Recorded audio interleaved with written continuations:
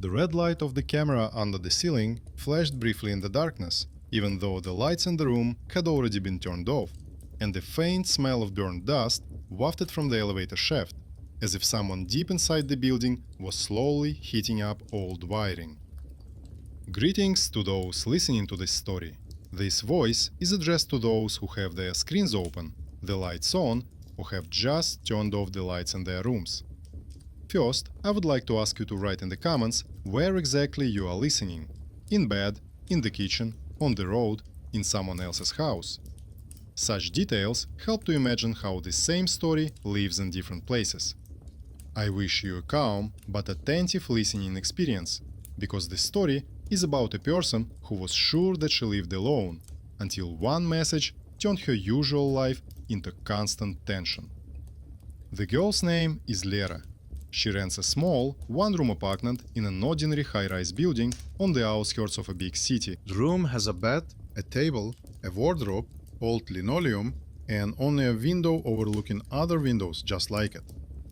Lera works in the support service of a large company, sitting at night with a headset on, listening to irritated voices and patiently explaining the same things over and over again. Her motivation is simple: to keep this job, not lose her apartment, and continue sending money to her mother, who lives in another city and pays for utilities and medicine. To do this, Lera agrees to night shifts, takes on extra hours, saves on food and entertainment, but pays her rent and phone bill on time. Her ex-boyfriend, Artyom, helped her find this apartment. He knew the area well, assured her that he understood how old buildings worked, and boasted about his connections in the management company.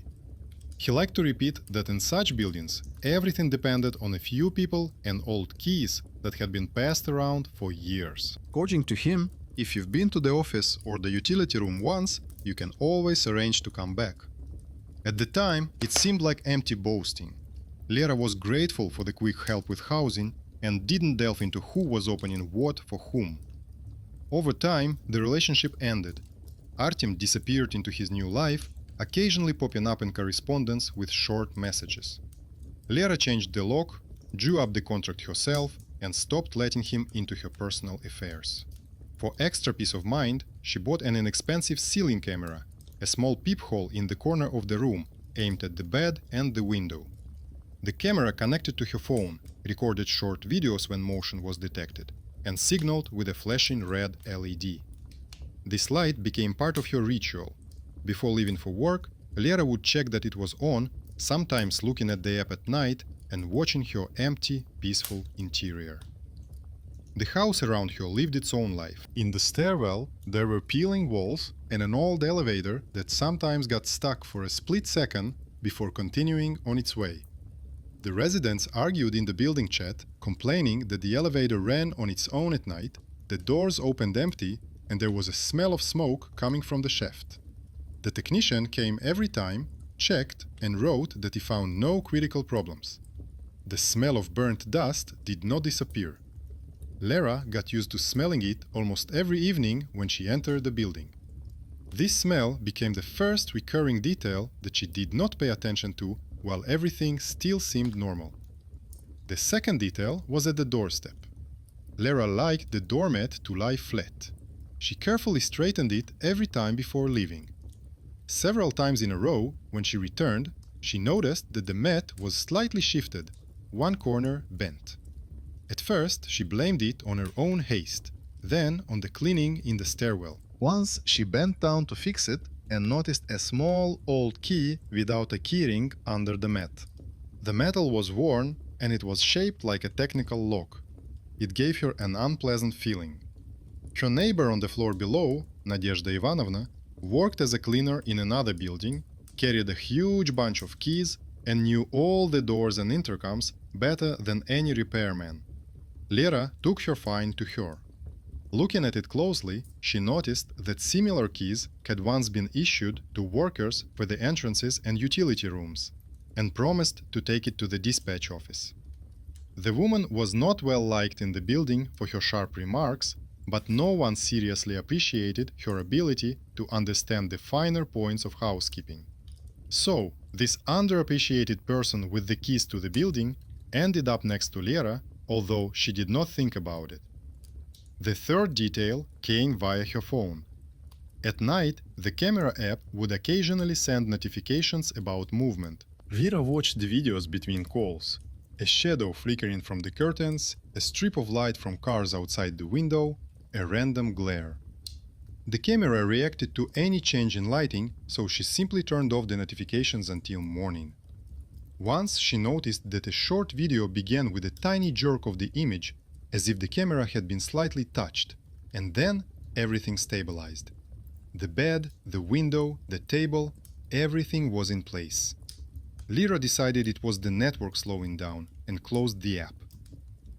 The fourth detail was the window. One morning, she returned after her shift and found the frame slightly ajar. The handle was not in the lower position, but slightly to the side, and cold air was coming in through the crack. Lyra clearly remembered that she had not left the window open for ventilation. She closed it tightly, checked it, but dismissed her alarm. People sometimes make mistakes. The handle might not have gone all the way. Combined with the elevator and the key under the doormat, it still didn't add up. The fifth detail appeared in the form of a parcel. In the evening, the doorbell rang. On the intercom screen was a man in a hooded jacket holding a package. The voice introduced himself as a courier and said her last name. Lyra didn't remember a specific order, but she had indeed made several small purchases online in recent days. Her name and apartment number were on the sticker on the box. She opened the door slightly, took the package, apologized briefly for being in a hurry, and placed the box on the table, right in the field of view of the ceiling camera. The package could have contained anything, but Lyra decided not to open it right away. She was about to go to work, her head was buzzing, and she would deal with it in the morning. This gesture became the very choice when a person leaves an object in their space without really thinking about its origin. During the night, the phone detected movement again, but there was no time to check. Only in the morning, when the stream of calls had subsided a little, did Lyra glance at the app. There were several videos in the log. In one, the table with the box looked the same as it had in the evening. In another, it seemed that the tape on the lid was shining slightly differently, as if it had been tightened and then loosened. It could be considered a trick of the light. Lyra did just that and closed the app. The critical moment came in the afternoon, between shifts. Lyra lay down on the bed and left the table lamp on because it helped her fall asleep more peacefully. She put her phone next to her. She fell asleep quickly. She woke up from a slight vibration. She opened her eyes, turned over her phone, and saw a new message from Artem. In it, he wrote that at that moment, he could see her lying there asleep with the lamp on. No jokes, no emojis, just an accurate description of what was happening in the room. Her throat went dry. Inside, she felt the familiar anger at his intrusiveness and the cold fear. Artem shouldn't have had access to either the camera or the apartment. Lyra had changed the password and the lock. She replied briefly, asking how he even knew she was lying there. There was no reply. The message was marked as delivered and froze. At that moment, an important decision was made. Instead of panicking and changing passwords and deleting the app, Lyra first opened the camera archive. In the log, she found a recent entry from around the time the message arrived. Her room appeared on the screen from above. The bed, the bedspread, Lyra on her side, her hair tousled, the light from the lamp. Everything looked natural. But the window in the frame was slightly ajar, the curtains moving in the draft. Lyra hadn't touched the window before going to bed.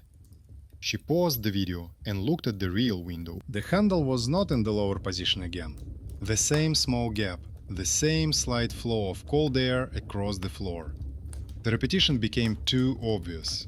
She closed the frame, pressed harder, listened for the click. She returned to her phone and turned on the front camera.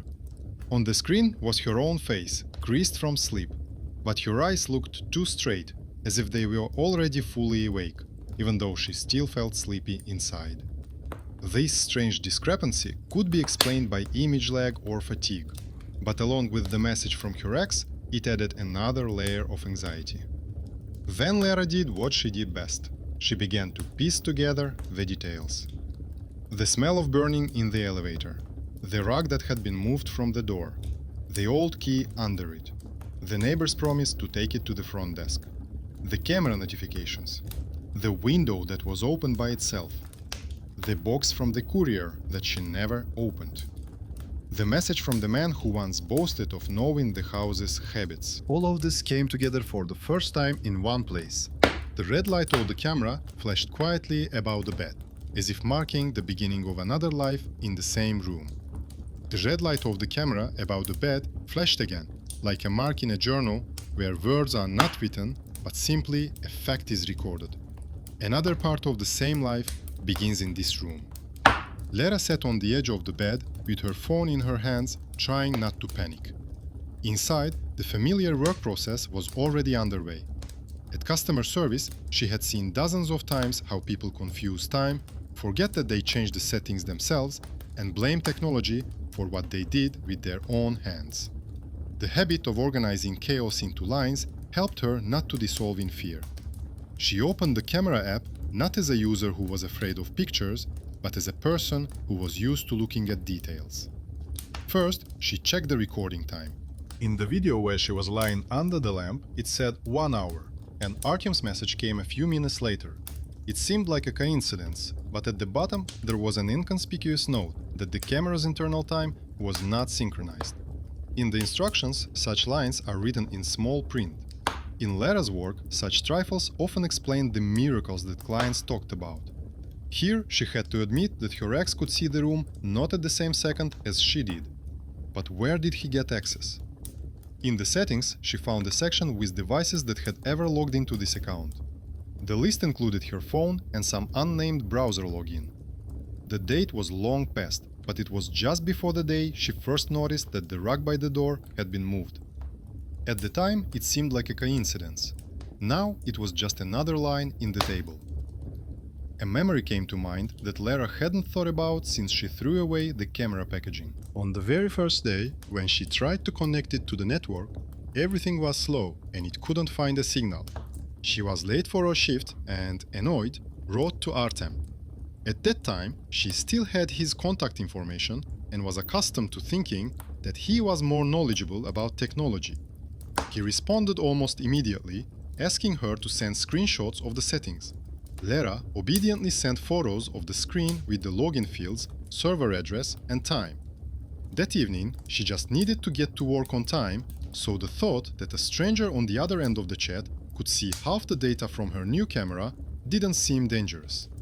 Now this episode struck her memory like a sharp flash. Panic was growing, but it still fit into a familiar algorithm. Check, compare, draw conclusions. Her fingers were shaking, but Lara didn't delete her account. She did what she had learned during her night shifts. She began to copy the time and dates and rewrite them in a notebook. This was her hidden talent, which was taken for granted at work, connecting disparate facts, finding patterns where others saw mysticism or bad luck. The house around her continued to live its own life. Behind the wall, the elevator growled and went down somewhere. The smell of a damp rag and detergent wafted through the crack under the door. Lera remembered the key under the doormat and Nadezhda Ivanovna. In other people's stories, such tales easily turn into a talking house spirit or a mischievous ghost in the stairwell. She herself had recently seen in a chat room how residents were speculating about an elevator ghost that rode between floors at night. Someone posted a blurry photo of an empty elevator car with its doors swinging open on the top floor at 3 in the morning. Below it were comments about signs and curses. For Lera, it was much simpler. An old mechanism, a tired building, constant savings on repairs. Now, however, the mechanics of events in the middle of the night no longer concerned an abstract elevator, but her personal space. There wasn't much time left before her shift. She forced herself to get up, take a shower, and get dressed. She checked the window twice and turned the handle all the way. Before leaving, she paused at the threshold and finally took the package off the table.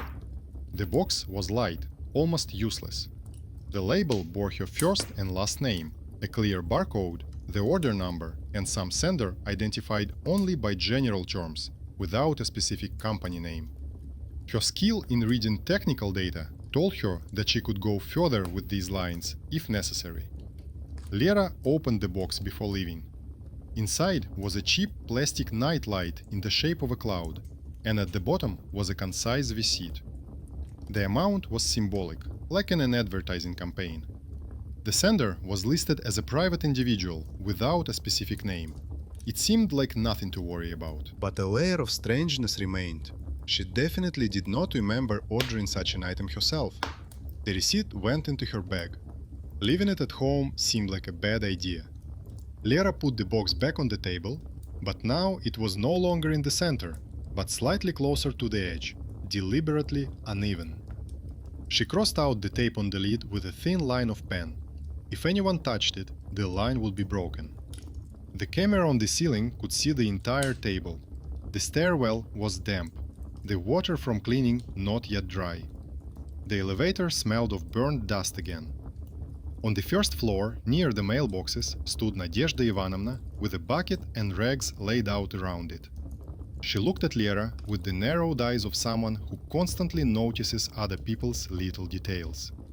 She asked if their landing was clean enough and added that there had been strange elevator activity again during the night, with the car going up and down 6 times even though no one had called it. According to her, the residents were already joking about a house spirit, but she didn't believe in such things because she knew too well how people like to save money on proper security and locking devices. At one point, her neighbor mentioned that she had recently seen a young man at the entrance who was twirling a set of keys in his hands for a long time and staring at the intercom. She said that his face seemed familiar, as if he had visited Lera before. It sounded like a tired remark on her part. New people rarely appear in this building, and everyone is memorable. Lera felt a cold link in the chain form another loop inside her, but she pretended not to attach any importance to the words and hurried to the bus stop. At work, she could no longer be distracted by strangers' voices. Between customer calls, Lera opened the delivery service website and entered the order number from the sticker. The system displayed the parcel's route: warehouse, sorting points, departure point. No city names, only codes. But with one more click, the sender's contact number became visible. The numbers were familiar. Artem's account flashed in her memory along with his rare calls. He had not just sent a strange message, but taken real action. He had ordered something in her name and address, waited for delivery, and given the courier a reason to show up at her door.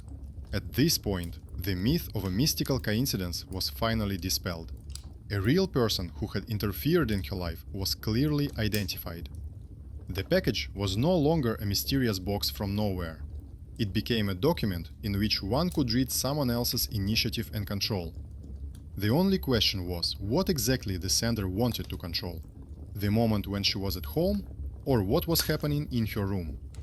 The thought of calling the police crossed her mind, but her mind was filled with doubts. A few strange recordings from the camera, a key under the doormat, a package from her ex, a message saying that he could see her sleeping. On paper, all this could easily be turned into a story about a jealous man who was just joking. Lera knew how difficult it was to prove a threat until something concrete happened. She decided to gather more facts first. This choice also increased the risk. Instead of immediately running to someone for official protection, she chose to observe and gather evidence. In essence, she bet that she would be able to figure it out herself. In the evening, before her next night shift, Lera returned home earlier than usual. Everything in the apartment looked normal. The window was closed, the handle was in the right position. The box with the nightlight was on the table, the line on the tape was straight. She looked up at the camera and for a moment allowed herself to consider it an ally, although she understood that someone else might also be watching through it. Before leaving, she decided to change her usual routine. She moved the bedside lamp closer to the center of the room so that the light would also fall on the table with the package. She left her phone not on the nightstand, but on the edge of the table, screen up. She turned on the camera, pointing the front lens at the bed. She didn't start recording, she just left the app open, showing half of the room. It was a strange but understandable gesture. renting another pair of eyes in a space where there was already too much surveillance. At night, she sat in the office again, listening to other people's complaints and explaining standardized steps in an even voice. Her phone was nearby, and she no longer turned off notifications from her home camera. At the beginning of her shift, one notification came, then another. Lera noted the time each time, but did not open the videos, deciding to watch the archive all at once so as not to be distracted. Towards the middle of her shift, the flow of calls decreased. She finally allowed herself to open the app. The list contained short recordings. In one, the curtains trembled slightly, the night wind finding a crack. In another, the light from the lamp changed slightly, probably because the bulb had heated up. One entry stood out from the rest. It began with the usual static image of the room, and then for a split second the image faded into a gray background, as if the signal had disappeared. After a pause, the frame returned, but the phone on the table was lying slightly differently, as if someone had moved it a couple of centimeters. An eye accustomed to detail noticed this immediately.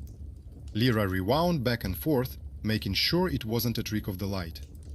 The camera hadn't moved, the angle was the same, but the object below was positioned differently. A chill ran down her neck.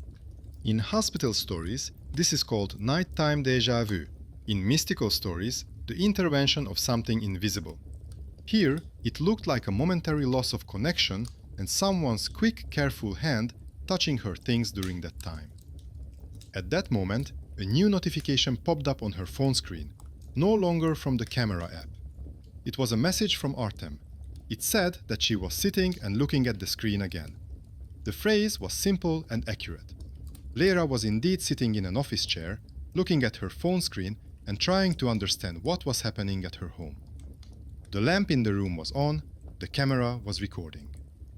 The usual explanations again struggled with the feeling that someone was literally watching her reaction. She raised her head as if she could see the source. Around her were only other operators, each in their own headphones, each in their own little rectangle of light. She didn't try to reply. Instead, she opened the app again and scrolled through the archive to the most recent moment. The last recording was very short. It showed the camera's view of the phone screen on a table. The screen showed the same room, only now through the front camera. It created a strange mirror effect. The room was looking at itself from the corner, and a ceiling camera was looking down on the whole scene.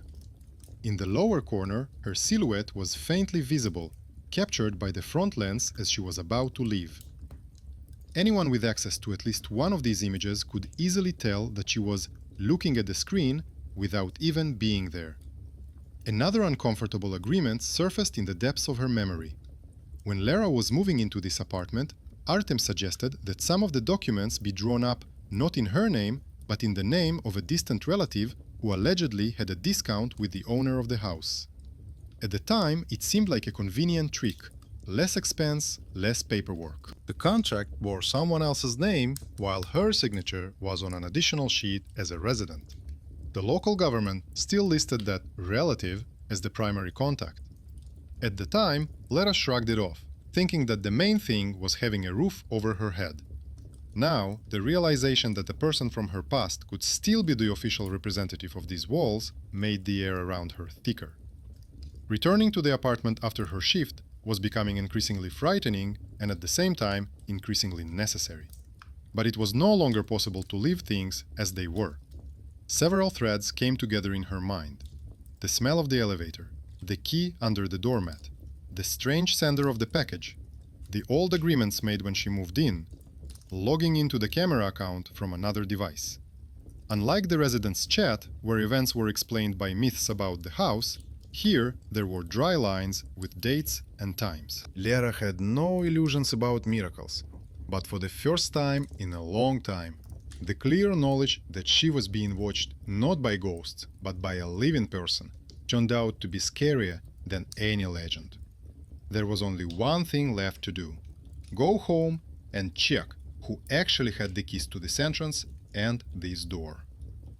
In the morning, she walked to her house with a clear purpose and a heavy feeling that she could no longer shake off. The entrance hall greeted her with its usual dampness, and the elevator smelled of burned dust again. The floor buttons flashed on the panel, and the cabin jerked as if someone had been driving it back and forth. Lera climbed the stairs on foot, looking closely at the steps and the door. The rug lay flat. The lock worked as usual. Inside, everything looked familiar. The bed, the table, the box in its place, the curtains motionless. The tape was intact, the window was closed, the handle was in the down position, and the red light on the camera was flashing at its usual rhythm. The room was the same as always, but it already felt like a place that someone else had access to.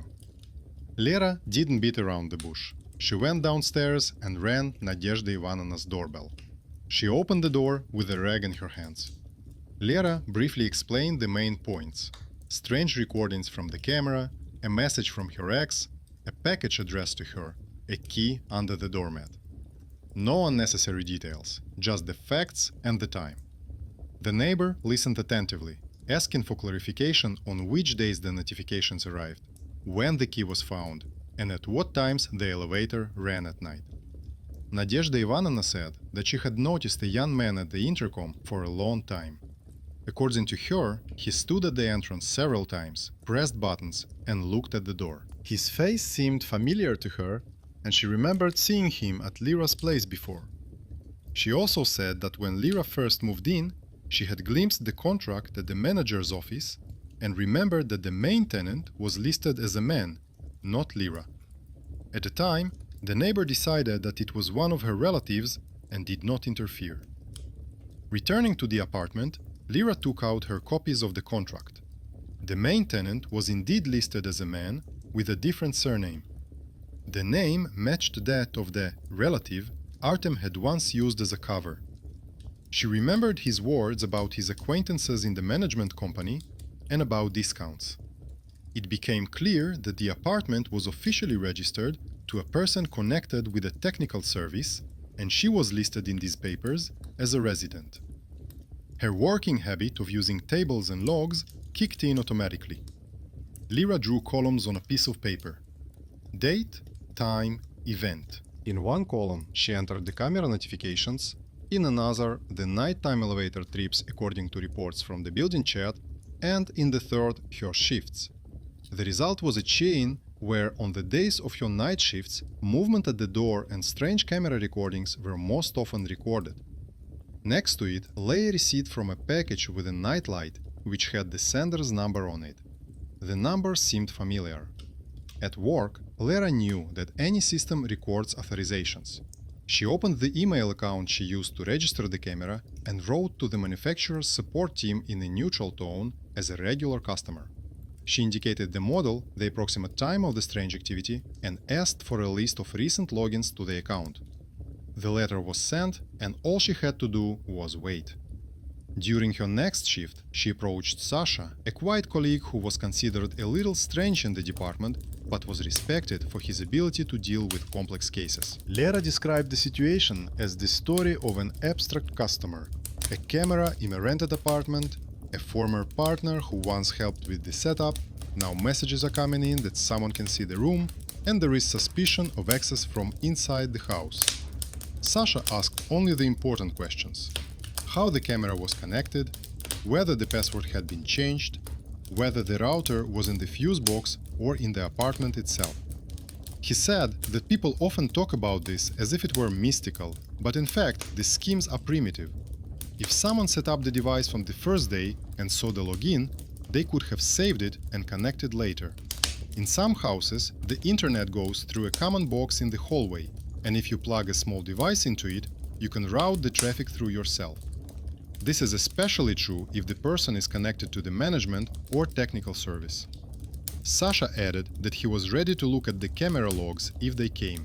The response from support came in the evening. The letter contained a list of recent authorizations: Lera's phone, her laptop, and another item, web client, which logged in regularly in the evenings. An additional line stated that this login was identified as a connection from the local network, not from outside. Lera showed the letter to Sasha. He said that this was very similar to a situation where someone inside the house connects to the network and opens its devices on their own. So another real element appeared in the chain.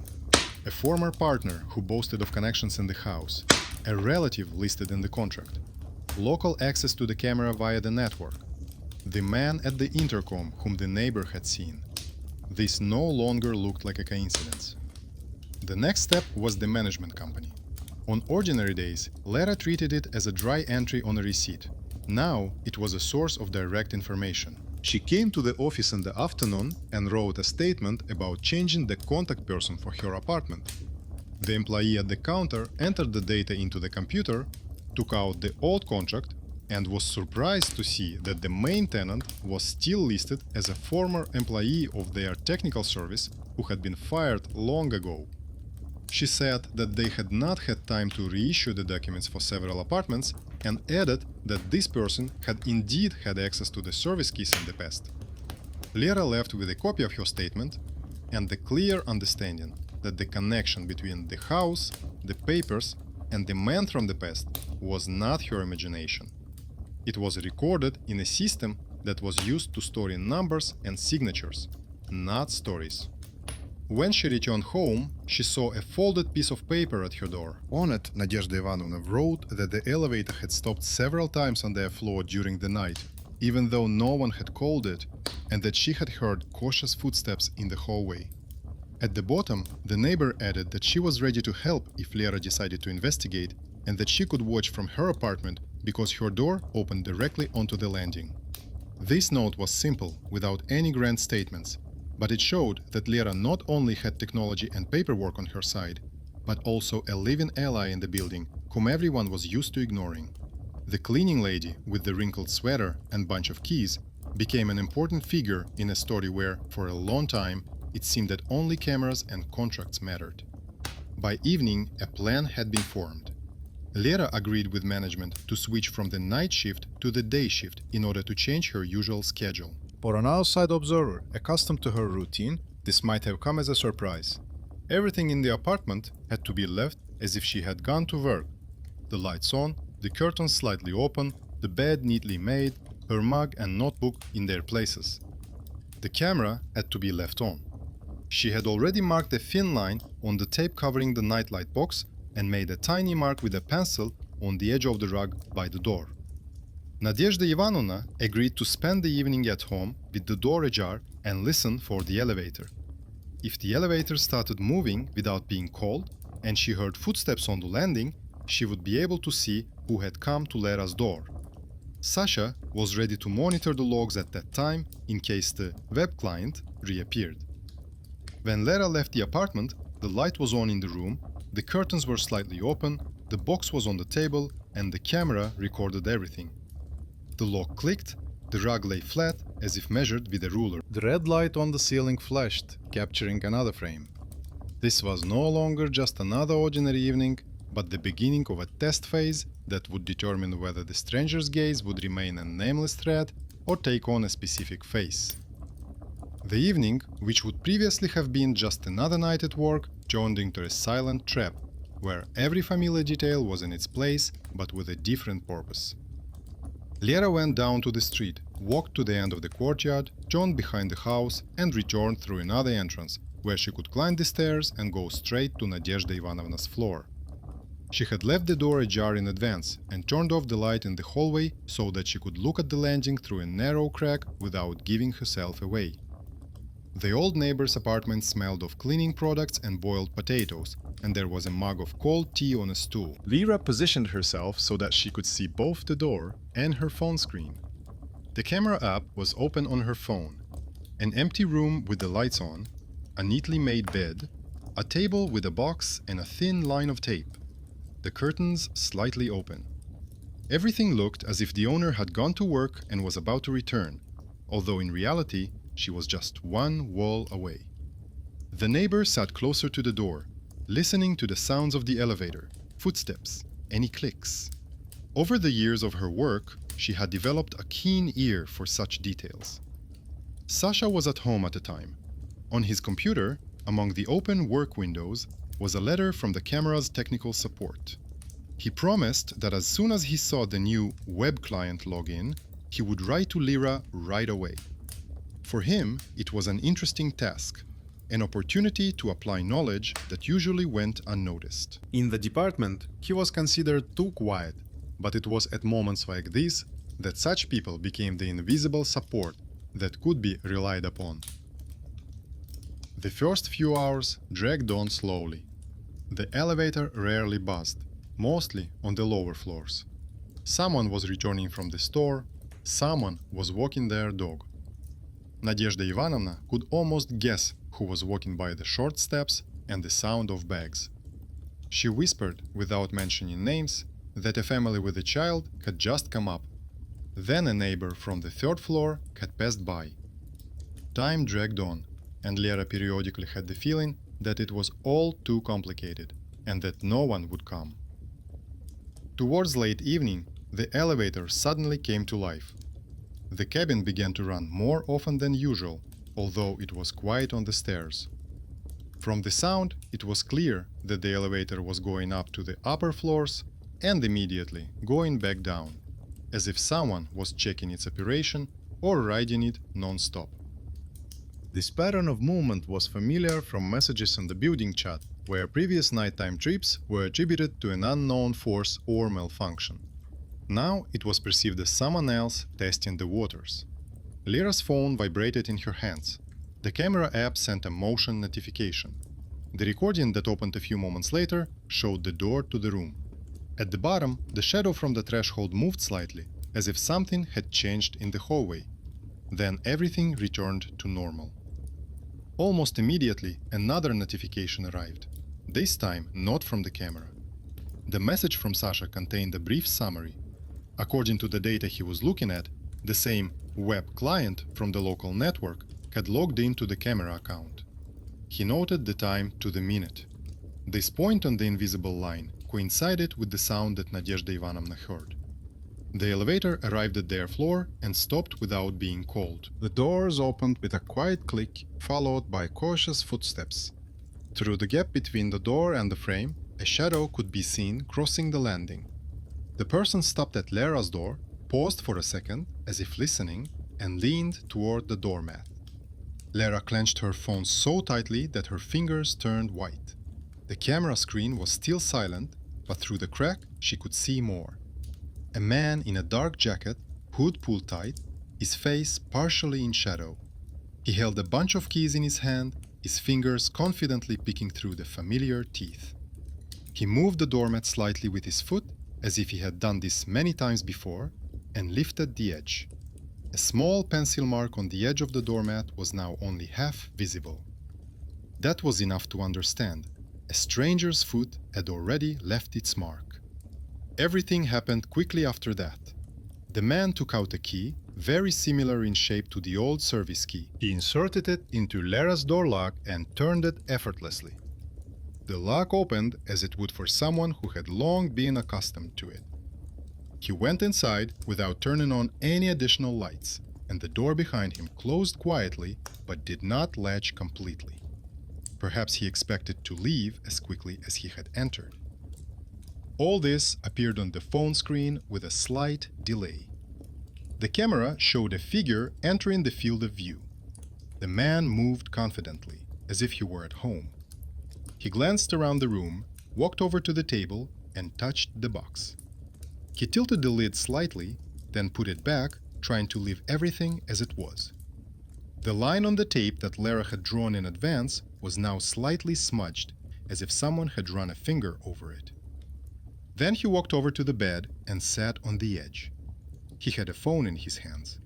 He looked at the screen, then at the camera on the ceiling. At that moment, it was easy to imagine someone on the other end of the network receiving a message that the owner of the apartment was supposedly sleeping or looking at the screen. The symmetry of these gestures, messages, and poses became a special kind of cruelty. Her life was turning into a reason for him to play someone else's game. Nadezhda Ivanovna watched all this through the crack and through the screen with the kind of intense concentration she usually reserved for repairing pipes and broken railings. She whispered that she recognized the man. She had seen him several times during the day at the entrance when he tried to walk past the intercom.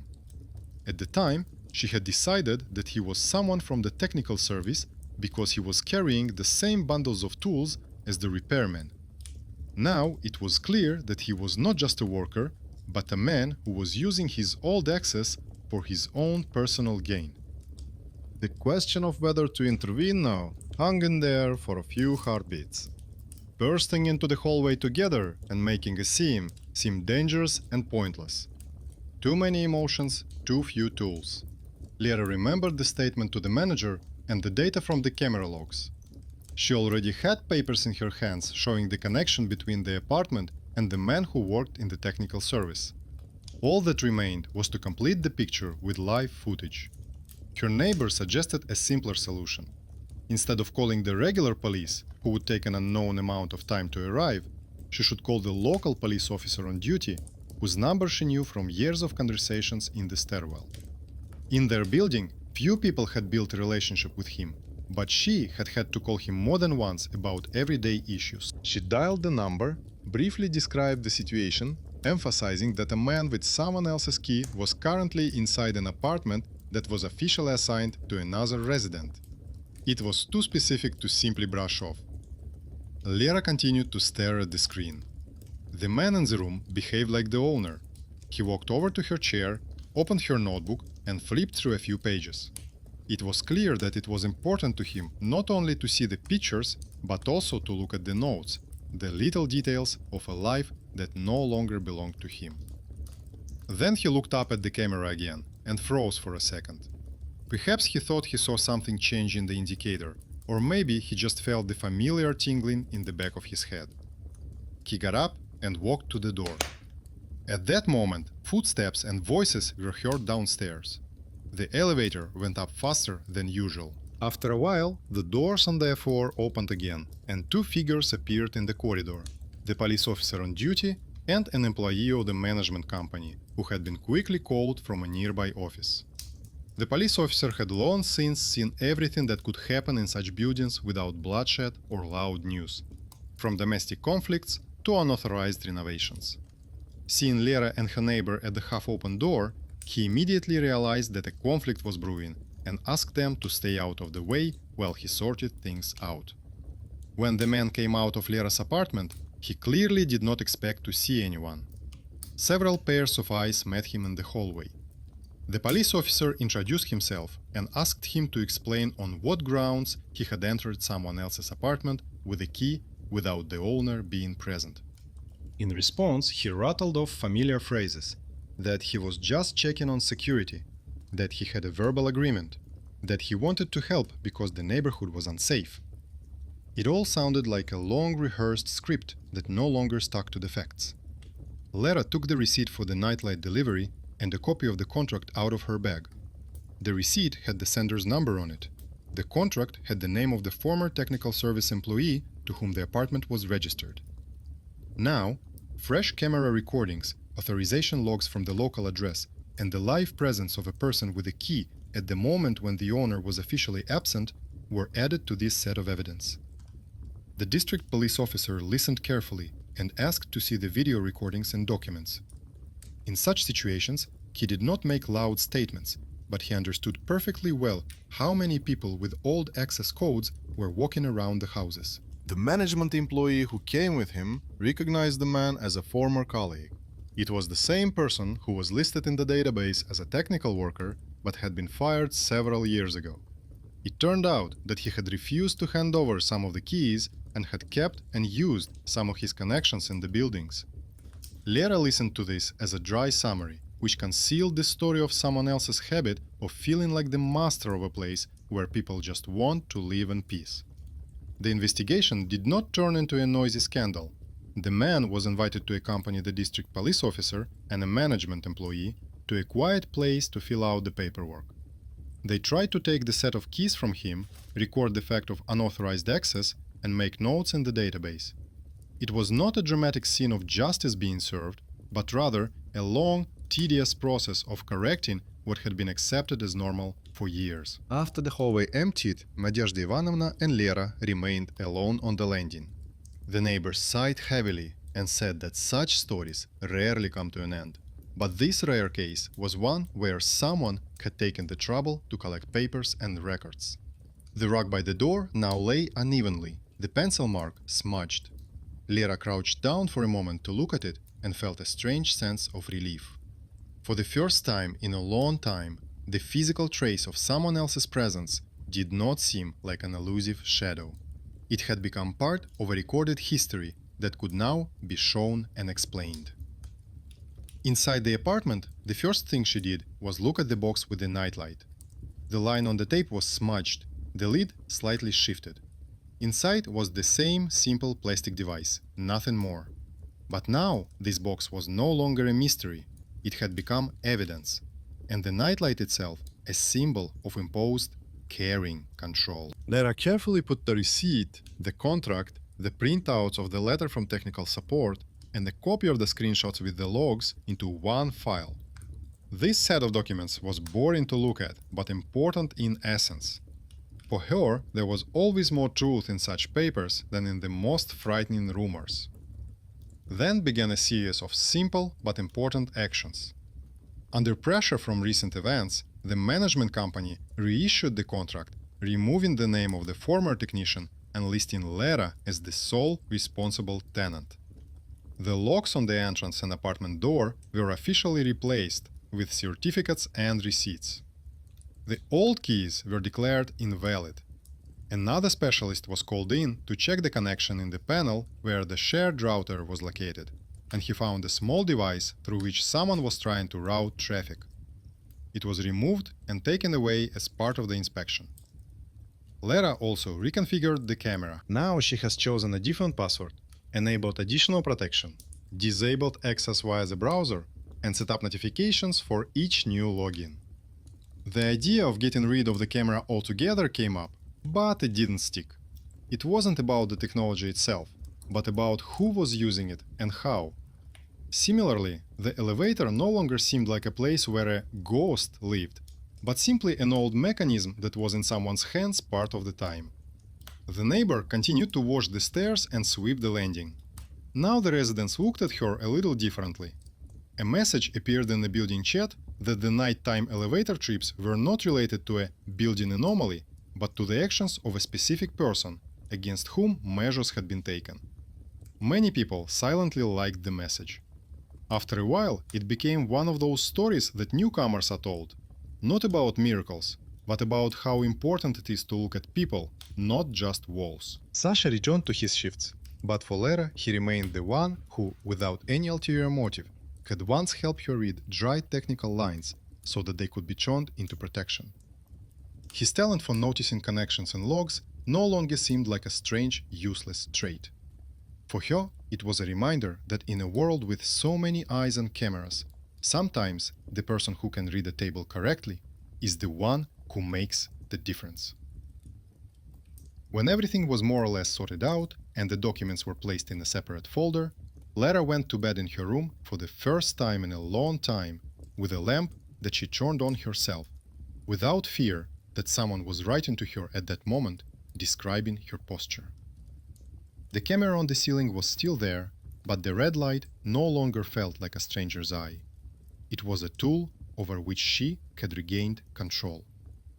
The window was closed, the handle locked. The rug lay flat, with no keys hidden underneath. Rumors about the strange elevator gradually died down. People still made up stories about houses and their characters, but in this building, nighttime trips had a very specific label.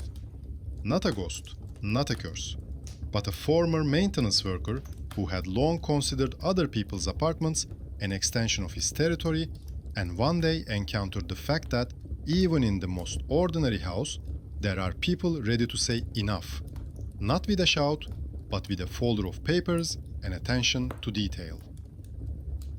In the end, this story does not require a loud conclusion. It is enough that familiar objects, a rug, a box, a camera, an elevator, a check, have turned from background details into a line of defense. What turned out to be frightening was not what lives in the darkness, but what has been hiding for years behind worlds of care and knowledge. And it became calmer not when the flashing light of the camera disappeared, but when it ceased to be a mystery who exactly was looking back.